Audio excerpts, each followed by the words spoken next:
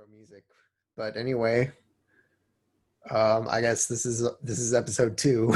So uh, the best intro ever. So Andrew, what was our first topic for today? Okay. Okay, so just a bit of more of like an opener for people that didn't get to hear about us like in episode 1 that have tuned into episode 2. We can start off with a bit of like an icebreaker. So basically we wanted to ask, I'll go first, like coolest baseball moment you've seen in person, and then coolest baseball moment we've seen overall.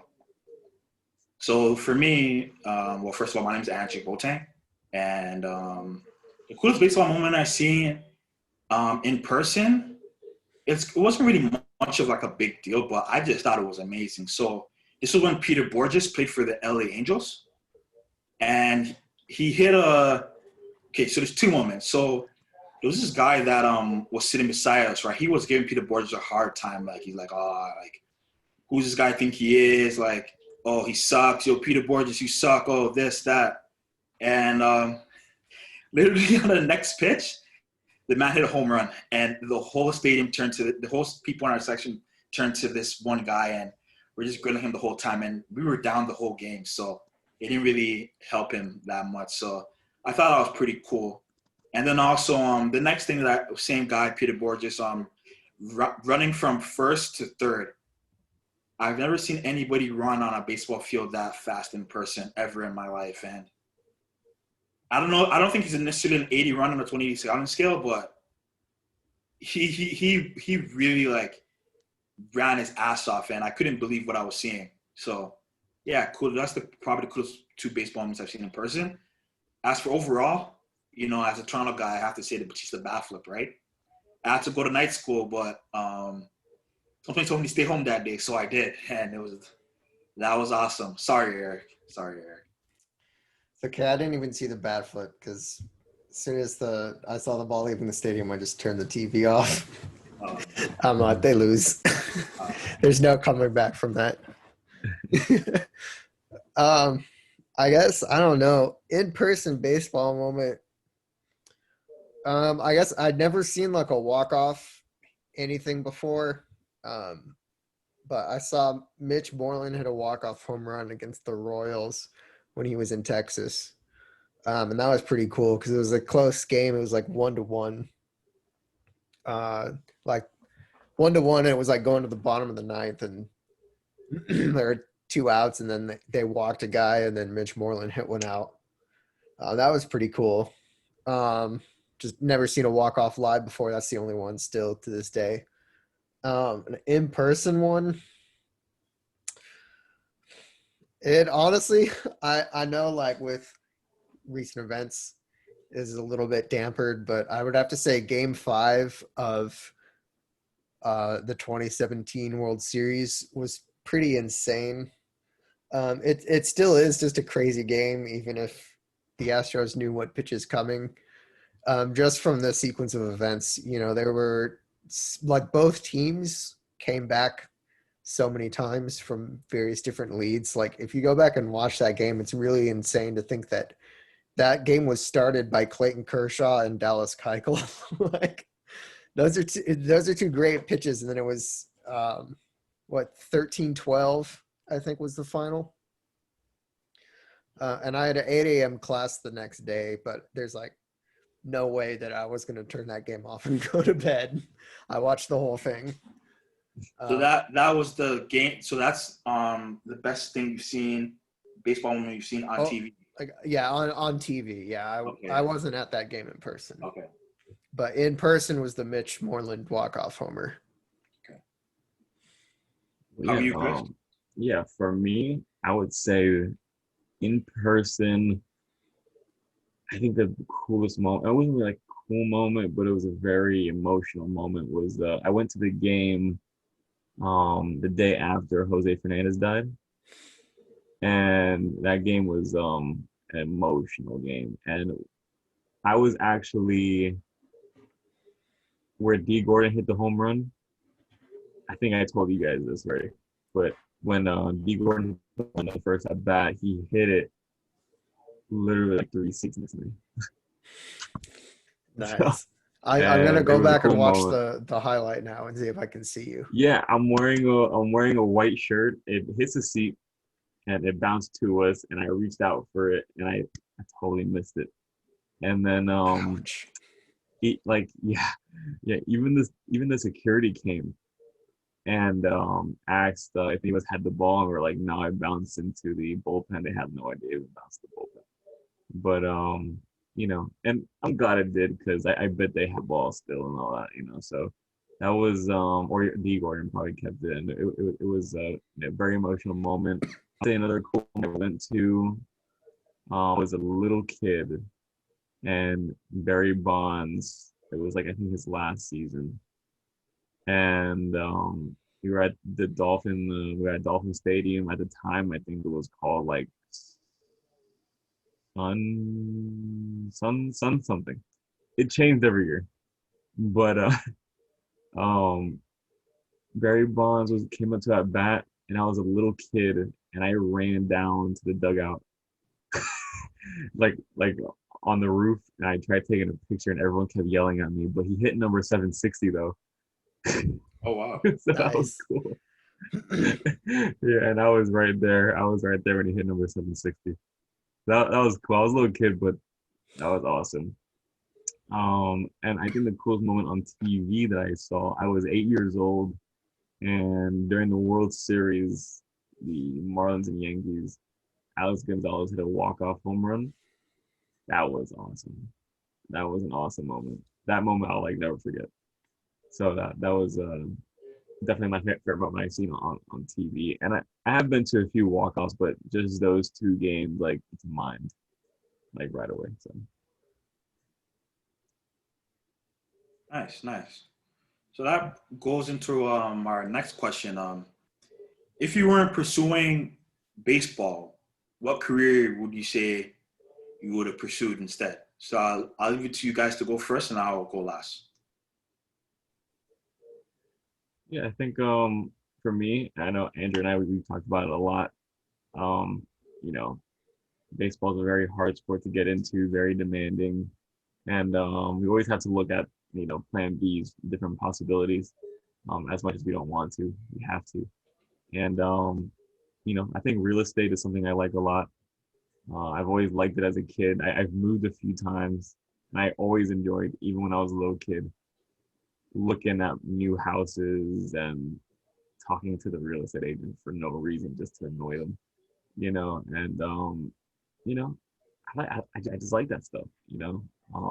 So for me, it's definitely real estate or working like somewhere in the financial world, just somewhere. So Wolf of Wall Street, yeah, eh? True. maybe not that intense, but you know, I guess I'm around that realm. Yeah. Chris, I hate to put you on the spot, but is it possible you can tell us a story about? I think you were interviewing for a job, and the pen story. Which one?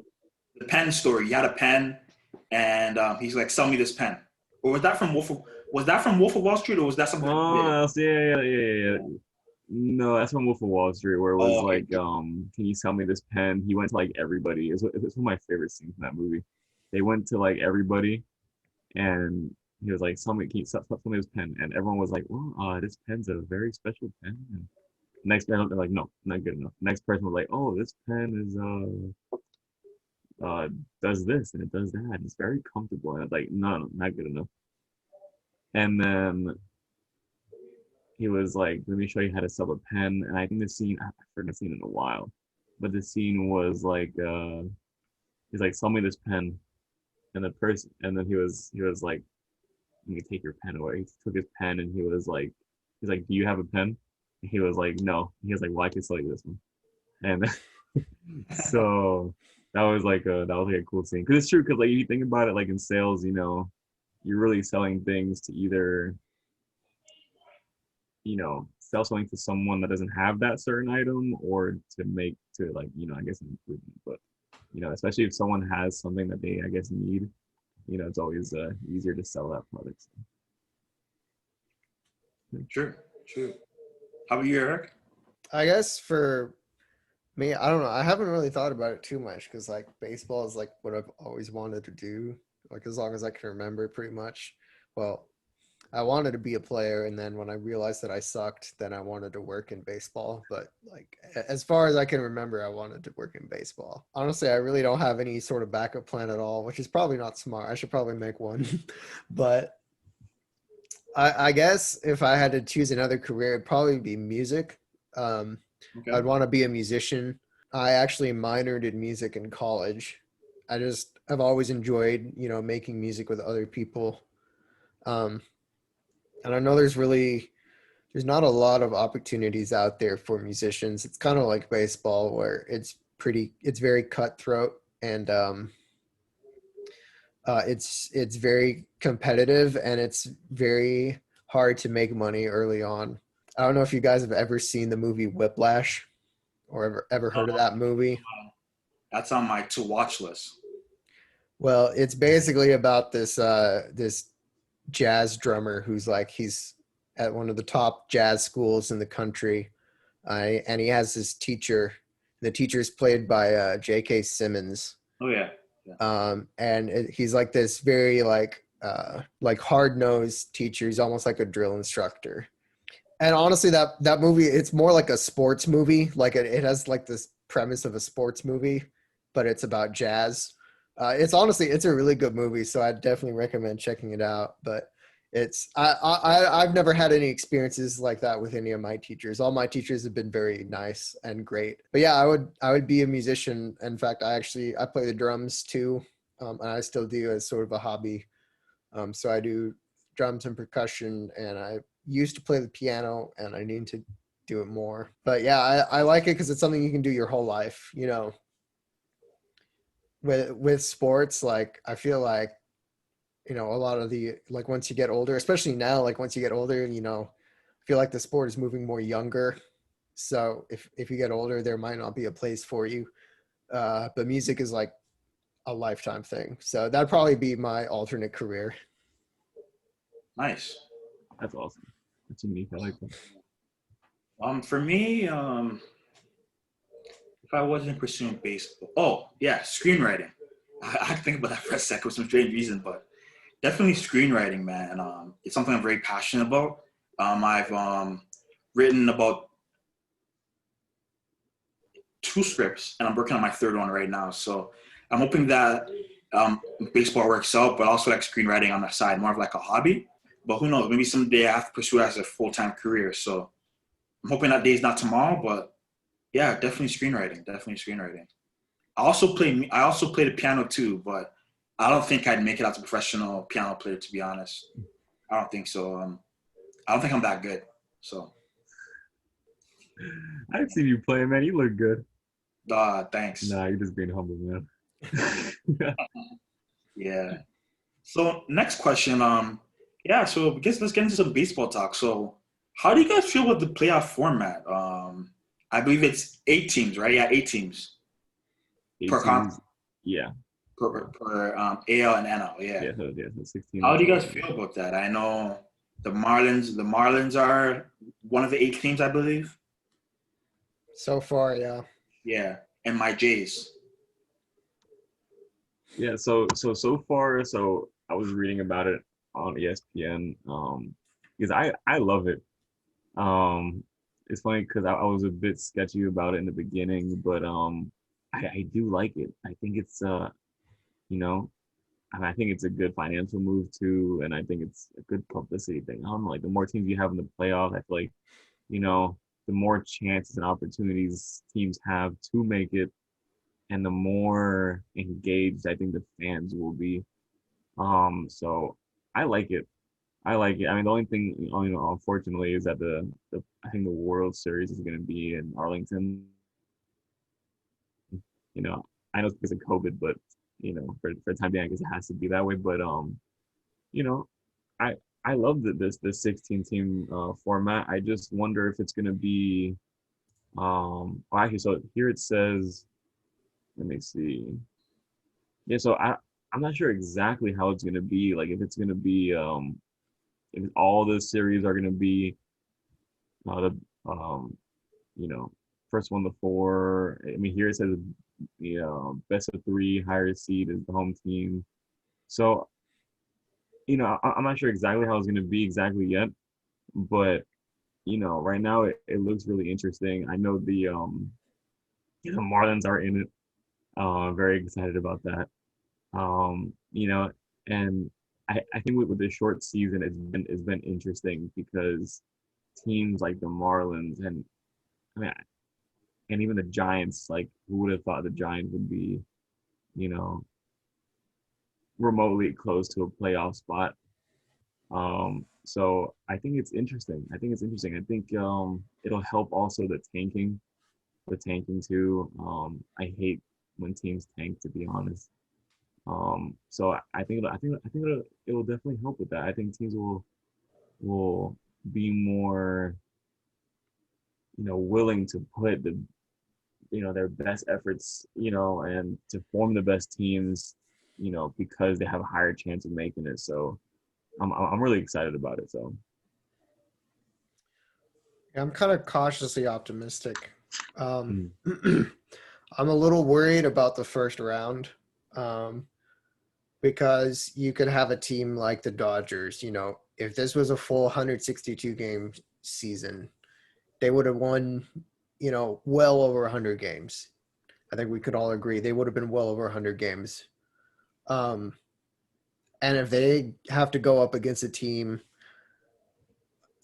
let me check the standings, honestly, because I don't even remember who the 8 seed is in the National League. I think it's the Phillies Giants, or I think, something, or the or the Phillies. I Giants. think it's the Giants. Yeah.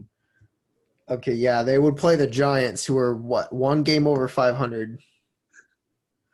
Oh no, the Reds actually. Oh Oh, wow. the Reds now. Yeah, the Reds would actually make the playoffs under this format, and they're a game under 500. And I don't know, it just feels like, what was the point of the entire 162 game regular season if you can have a team like the Dodgers, 100 plus wins, get knocked out by a team like the Reds because they won 2 out of 3 games? So I feel like for this season, it's fine when we just have 60 games and, a team could get off to a slow start and, that there's hardly any time to recover when you have 60 games. So I think it's fine for this season, but I'm not sure if it's something I want to see going forward full time, because like baseball is a marathon. It always has been a marathon. Um, I feel like it'll just make the regular season games feel even more pointless. And I feel like it rewards mediocrity instead of discouraging tanking. That's interesting. That's an interesting take for sure. For me, I'm happy about it. I believe my Jays probably still would have made the playoffs had we not had the 18 per league. So I'm happy about that. But yeah, I don't know. I don't really have much of a take, to be honest. I hate to be a cop out, but like I don't really have much of a take on it. It's like whatever MLB decides they want to do, they're gonna do it, right? So I think a lot of people were kind of like discouraged about the 8 teams per league. But I think now, like, it's one of those things where it's like, it is what it is, right? In terms of 162 games, I would love for it to come back because, like, I do believe baseball, as Eric said, is a marathon. Um, in terms of, yeah, what was I even gonna say? Yeah, in terms of like, it being a marathon and playoffs and 8 teams per league, I'm not too sure what to think about that, to be honest. I would say it should be here to stay. But as Eric was saying, it's kind of complicated because, like, say if like the team like the Dodgers loses to the Reds, right, 2 out of 3 games, like that sucks. Dodgers are clearly a better team. Right? That team is so deep, but the Reds, even though they have strong pitching, like their hitting's inconsistent.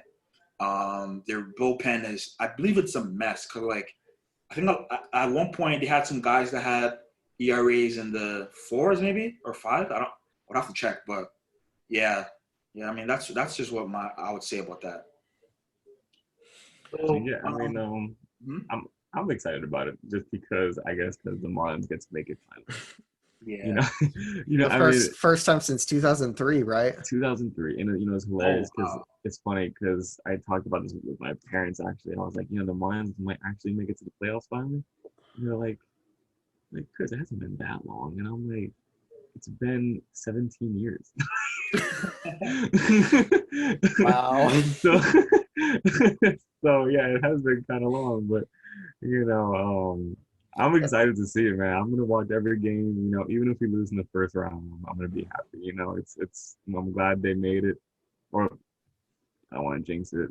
Hopefully they'll make it, and we'll see. And Maybe I'm being a little biased, but to prove my point about the 2 out of 3, guess what team the Marlins lost 2 out of 3 to just this week? yeah, the Red Sox, right? the worst team in the American League, the Boston Red Sox. Oh wow. Like I don't know. What do you guys think about the bubble format that they're moving to, where I think it's the NLDS and the NLCS and the World Series are going to be in Houston and Arlington, and then the ALDS and ALCS are going to be San Diego and Florida, or San Diego and LA, right?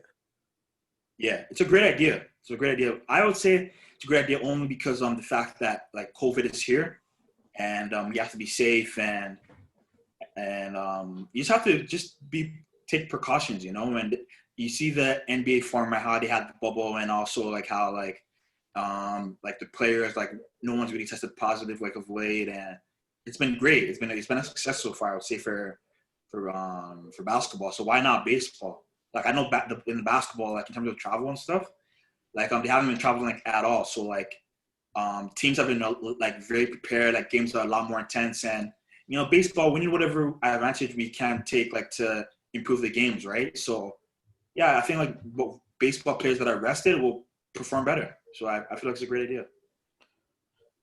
I mean, Yeah, I agree too. I can definitely see that point, but what I'm concerned about is that they've eliminated a lot of the off days. Like instead of having travel days when you were doing, Oh, true. 2 Yeah. games, 3 games, and 2 games, like in a best of 7 series, like they're just playing straight through them. And apparently, like a lot of the teams didn't even know until like after the trade deadline. I think Aaron Boone, if I can pull up the article, Aaron Boone, uh, he basically said that they weren't even informed by MLB until after the trading deadline. Oh wow. And apparently Ian Happ on the Cubs said, like, I guess he's not a fan of it. He's not a fan of it either. So I don't know. It feels just more to me like MLB didn't really plan it out. I like the concept of having the bubble though.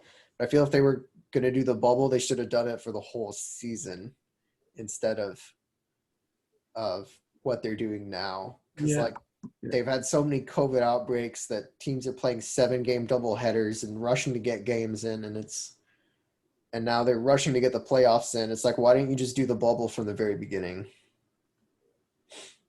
Yeah, that's literally what I've been telling everybody is why didn't they do the bubble from the beginning? I mean, the NBA did it great, perfect. They've had no problems whatsoever, and I wish MLB did the same thing. Um, I mean, I guess we'll see what happens, but like Andrew said, we kind of have to do it now. Because the last thing you want in the playoffs is for your whole team or half the team, or 5 players, or even 2, or even 1, to end up getting COVID. That thing spread like a wildfire. 1 gets it, then 5 end up getting it, and then can you imagine the playoffs? It's They had to coming up. postpone the World Series for 2 weeks. Yeah. That'd be That brutal. would be disastrous. So should have done it from the beginning. I don't know who made that decision. But I just, what happened? It was Rob Manfred.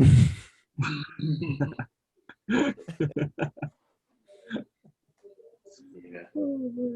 Yeah, so yeah, I don't know. They got I guess better late than never. Yeah. You know? So the Dodgers have clinched and the White Sox have clinched. Man, talk about the White Sox, eh? Like, jeez. I wasn't expecting them to, like, make the playoffs this year. I thought there was going to be, like, a whole regime change. I hate to say it, but regime change. And also, like, I thought, like, they would try to bring somebody from outside the organization to run baseball. But Rick Hahn has definitely, like, made some, like, astute signings with Yasmani Grandal. What else? What else has he done? The Luis Robero extension, the Eloy Jimenez extension, those are some pretty good deals. Tim Anderson, he leading the league in batting average, I believe like 378 or something like some crazy number like that. Yeah, no, I was gonna say that they've also made a lot of impact international signings and trades, and I mean they stacked up on prospects like big time. And I knew they were going to be good this year because the thing is, their division doesn't really have a lot of competition. You know, I mean, yeah, the Indians, but you know, Indians are, you know, average. You know, The and then Indians besides, just don't seem to want to win. Yeah, pretty much, they don't seem to want to win. Yeah, yeah.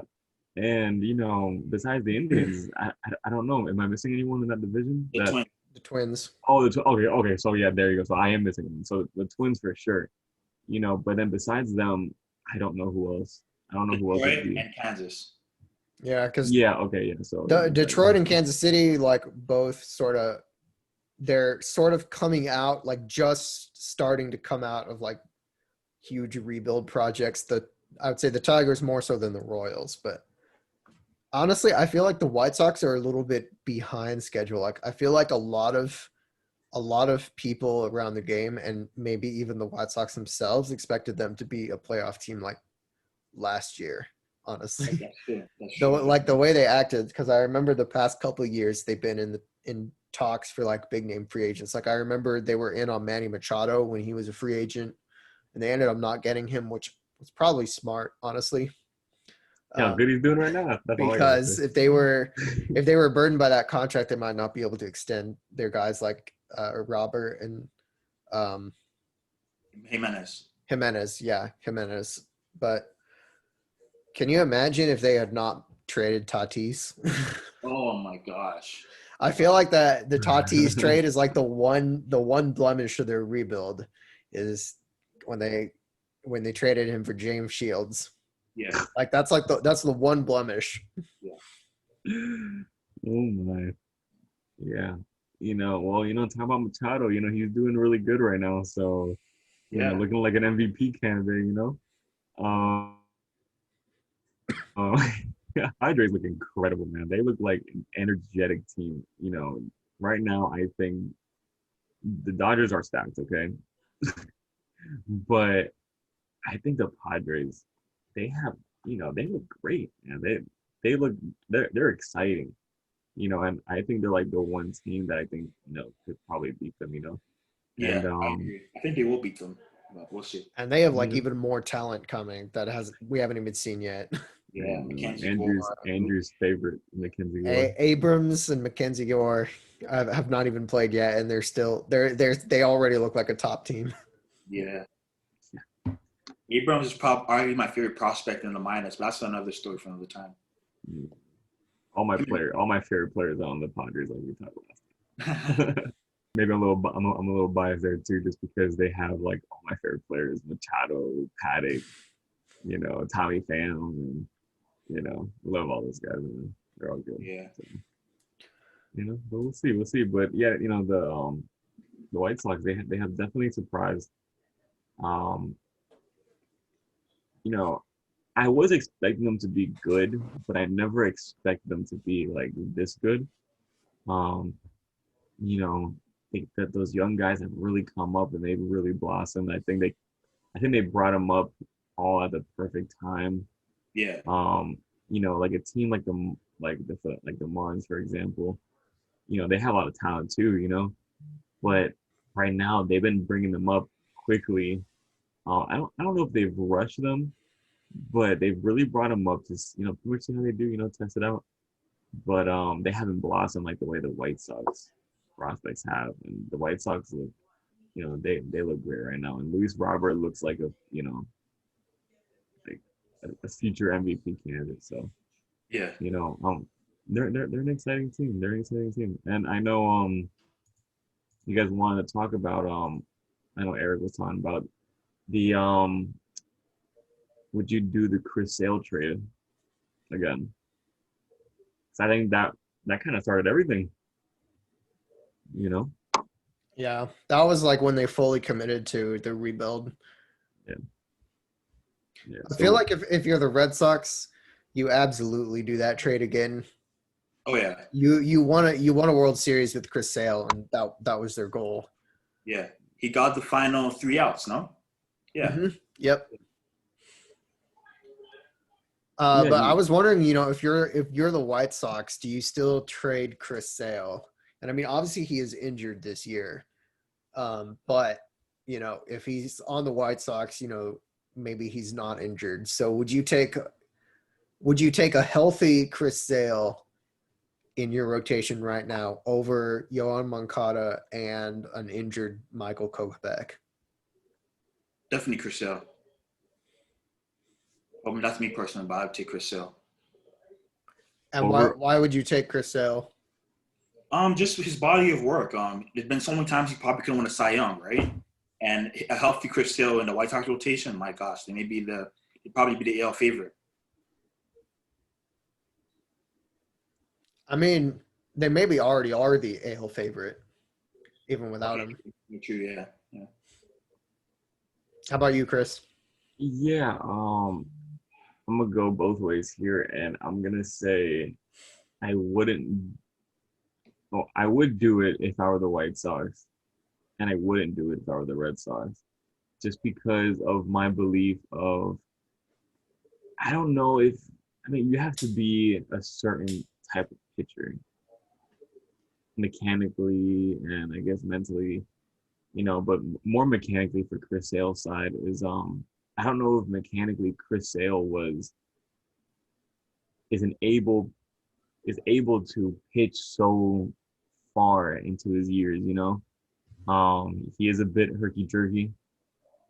He's lasted for a while, but I think, once he started going past 30, it was a little bit downhill. And I don't know if I would trade for a pitcher or sign long-term a pitcher that will eventually reach an old age. And, if anything, it'd have to be like a young guy that I would trade for, a young pitcher, low 20s, mid 20s. Or if I were to do an older pitcher, it would have to be someone like Verlander or Max Scherzer or Kershaw, like one of the top guys that I think will last a long time. But someone like Chris Sale, I never saw him as someone that can last extremely long. So I wouldn't have done that trade if I were the Red Sox. But the White Sox, it was great. You got a pitcher that maybe he may not, but he looked like a future ace. Okay. But you also got Moncada, who looks like a good middle of the order bat. So, I would have done it. I would have done it for sure. If I were the White Sox, for sure. Yeah. Yeah, I'm a little torn, Like the Red Sox, they did get Chris Sale's best years, but after they extended him, they're also going to get his worst years. And I think Moncada is going to be like he's probably going to be an MVP caliber player. I think he had like a WAR over 5 last year, and he's not having as good a year in 2020, but he's obviously still a very good player. Kopech, I'm not really sure on. The guy's got great stuff. He throws hard, but he has not shown the ability to throw for strikes, and he has the history of injuries. So I don't know. He might just end up being a reliever, honestly. And then the other 2 players in the trade neither of them are on the White Sox anymore. Victor Diaz has not played since 2017, and he had an ERA in like the 20s or something. And Luis Alexander Basabe is on the Giants now. So like I said, it's tough, you know. Yeah. Again, Chris Sale in the White Sox rotation right now is scary because he would be their ace, and they'd have Giolito and Dunning and Keuchel. That's I wouldn't want to face any of those guys in the playoffs. But yeah, I don't know. It's honestly a question I don't have an answer to, because things would be so much different for both franchises if they didn't do that trade. Sure. Yeah, for sure. Like how you were saying in that trade, it was pretty much the beginning of the White Sox just committing to that full blown, let's tear this down and start something new. And I thought it was good for him. I thought it was good. I think Moncada was a good piece to get.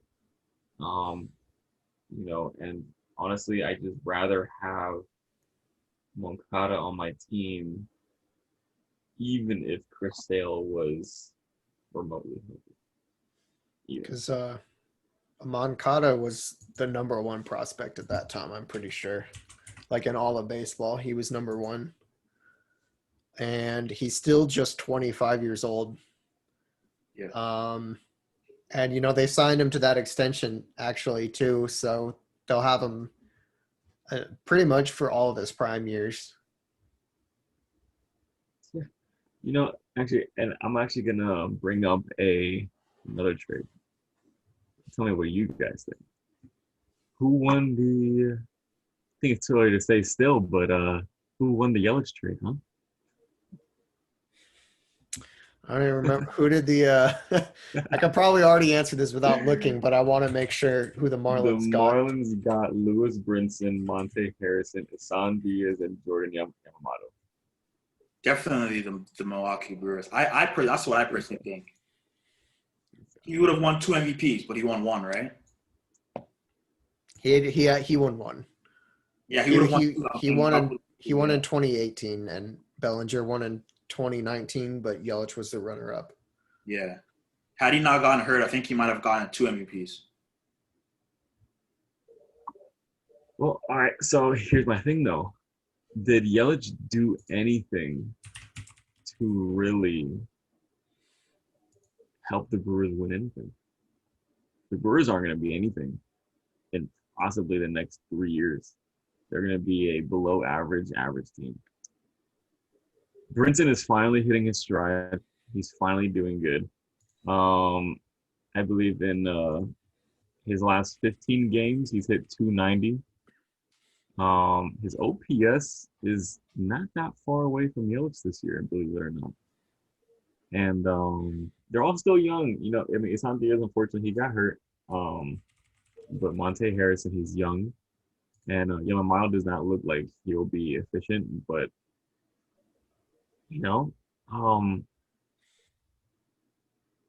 I did not realize that Yelich was having such a down year. I mean, it's not even that much of a down year. But I mean, compared to him, it is. That's for sure. He's probably pressing, with that new contract. Yeah. But, at the time, I remember I was really excited when the Marlins did that trade. But I don't know if I would have done that trade if I were the Marlins. I think it's different. I think I would have done it if I was both. Like, if I was the Brewers, I would have done the trade. If I were the Marlins, I probably wouldn't have done it, looking back at it. But I think at the time, I think it was a good trade to do. So. Yeah, it's tough. I feel like I'm not sure if the Marlins are actually good, or if they've just fluked into an average season and are going to make the playoffs on a technicality or not. Have they really played honestly, who are the tough teams that they play? Like the I mean, the Rays and the Braves, right, are really the only, like, I would say studly teams on their schedule. Mhm. You know, they don't have to play the Dodgers. They don't have to play the Cubs or the White Sox or the A's. Yeah. Um, they've had a lot of luck, that's for sure. But the their young pitching has looked phenomenal. I don't know if you guys have watched Sixto Sanchez, but he looks like Oh, a he's Cy been Young candidate phenomenal. Oh, to yeah. me, and he looks incredible. And whoever has to face him game one, I feel bad for. Game two, I feel bad for because that guy's incredible. I think he's Pedro Martinez 2.0. So so we'll see. We'll see what happens. But it's definitely that. I think the strength of schedule has helped the Marlins for sure. The Marlins also got a really hot start, Yeah. so that's helped also. So it is a little bit of a fluke, I would say, but they're also kind of like the Padres in a sense where they're just a really exciting young team to watch right now. So who knows? Who knows, man? Who knows? Baseball. That's the beauty of baseball is you have no idea. I mean, it's like you were saying. You got the Dodgers. If this was a 162 game season, the Dodgers may win 105 or more. But it's baseball, and the beauty of baseball is that the Giants can beat them in the first round. You don't really get that in other sports. So, that's so that it's gonna be fun. It's gonna be fun to see which team gets upset. So I think there will be a team that gets knocked out early from a team that shouldn't have even been with them. And the odds are very strong in that Yeah. happening. Yeah. So I'm excited to see that, though, to be honest with you. So It's definitely going to be interesting. no, okay. All right. So to our future baseball GM listeners out there, we want to thank you for tuning in tonight to the second episode of Future Baseball GMs Podcast. And we hope to see you again in the near future. Bye for now. We need a shorter name. Should abbreviate it. Like, I don't know, FG. Wait, FBGM. There you go. That's still kind of a lot to say. I know, right? FBG. I mean, it low-key sounds like almost sounds like, was that Russian group? What? The KGB? The KGB. Low-key sounds like the KGB. The KGB podcast. Yeah, no, do not do that. Oh god, we should leave this in there as like a little blooper. Oh, it's definitely staying in. Yeah, no, we did it fine. Maybe if people want to comment and suggest any names, any abbreviations besides KGB, that would be great. All right. Thanks, guys.